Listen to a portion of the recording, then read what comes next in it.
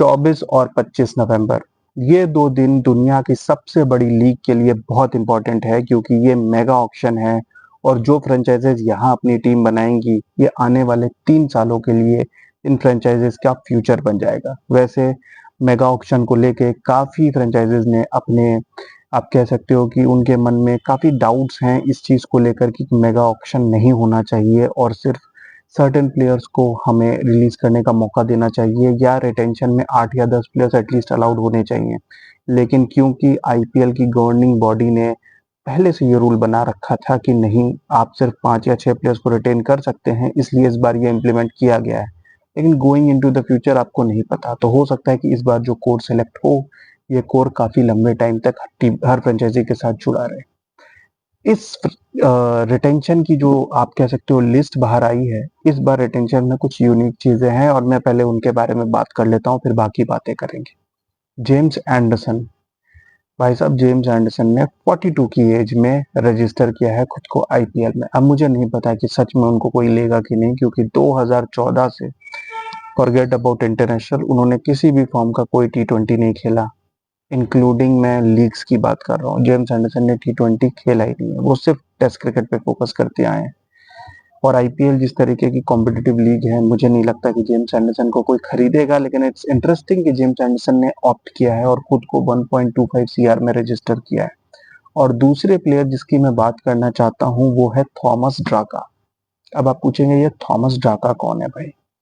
Thomas ड्राका Italy के एक player हैं जिन्होंने आईपीएल में खुद को रजिस्टर किया है। जी हाँ, थॉमस ड्राका काफी नाम कमा चुके हैं क्योंकि ये ग्लोबल टी20 लीग और जो यूएई में होती है आईएल टी20, ये दोनों लीग्स खेल चुके हैं और इनकी डिमांड काफी ज्यादा है क्योंकि इन्हें एमआई की टीम, एमआई एमिरेट्स ने पिक किया था। तो आप समझ सकते हो कि इनकी लीग्स में थोड़ी बहुत डिमांड है और अगर आईपीएल में थॉमस ड्राका पिक हो जाते हैं तो ये हिस्टोरिक होगा कि इटली का एक प्लेयर आईपीएल के लिए सेलेक्ट होगा। This is interesting.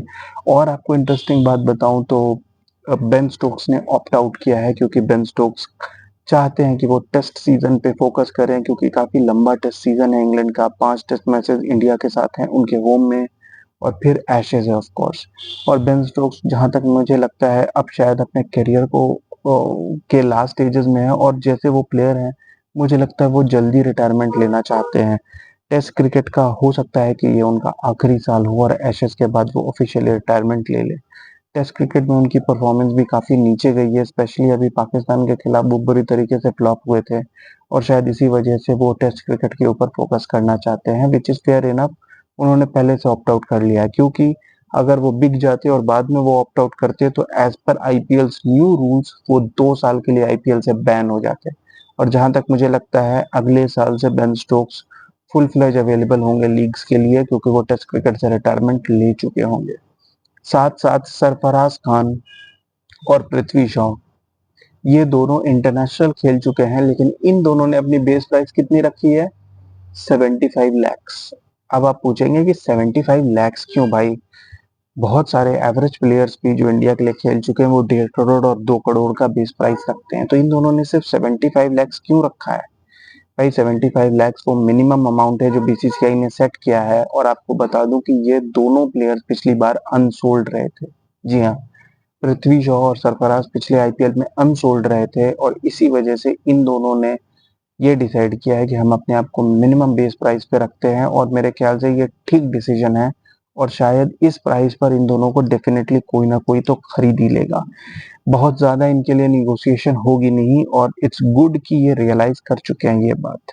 अब आपको ये बता दूं कि पर्स जो है, छह जिन टीम्स ने 6 प्लेयर्स रिटेन किए थे उनको बिल्कुल भी रिटेंशन का मौका नहीं मिलेगा और वो टीम है केकेआर और राजस्थान रॉयल्स। लेकिन किंग्स 11 पंजाब के लिए ये बहुत इंपॉर्टेंट है, साथ साथ आरसीबी के लिए, क्योंकि इनका पर्स भी अभी काफी पड़ा है और इनके रिटेंशन भी कम हुए थे।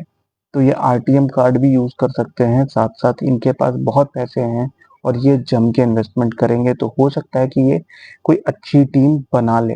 तो इन दोनों फ्रेंचाइजेस के लिए स्पेशली ये बहुत इंपॉर्टेंट ऑप्शन है। साथ साथ आपको बता दूं कि इस बार रिकॉर्ड 1074 प्लेयर्स ने रजिस्टर किया है। यहाँ मैं ओवरसीज प्लेयर्स की बात करूं तो south Africa, Australia, England 81 91 rather south Africa से, इंग्लैंड से, ऑस्ट्रेलिया से 76, इंग्लैंड से 52 और न्यूजीलैंड से 39। ये चार हाईएस्ट हैं। आप समझ सकते हो, चार बड़े टेस्ट नेशंस और चारों में सबसे ज्यादा नॉमिनेशंस। तो ओवरऑल ये जो फिलहाल आईपीएल की लिस्ट आई है ये काफी इंटरेस्टिंग है। बाकी सब रेगुलर्स हैं, सारे प्लेयर्स ने रजिस्टर किया है और बहुत सारे ऐसे प्लेयर्स हैं जो मैं श्योर हूँ कि फ्रेंचाइजीज सोचेंगी और आरटीएम कार्ड यूज करके उनको वापस लेंगी। लेकिन the franchises with the biggest purse, उनके लिए ये सबसे बड़ा चैलेंज होगा। अब देखते हैं कि क्या होगा। 24th एंड 25th को जेद्दा में ये ऑक्शन होना है और मैं तो देखूंगा और उस टाइम एक्सक्लूसिव अपडेट आएगी आपको हर दूसरे घंटे पे। Keep watching guys, thank you.